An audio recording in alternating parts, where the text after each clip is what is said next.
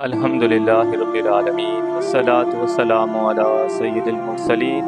نمرود ایک خواب دیکھتا ہے کہ اس آسمان پر ایک ستارہ ظاہر ہوا، اس کی روشنی اتنی پھیلی کہ تمام آسمان کو اس نے ڈھانپ لیا۔ صبح وہ یہ تعبیر کے لیے نجومیوں کو طلب کرتا ہے، کہتا ہے میں نے ایسا خواب دیکھا۔ نجومی بتاتے ہیں ایک ایسا بچہ پیدا ہونے والا ہے جو تیری بادشاہت کو ختم کر دے گا۔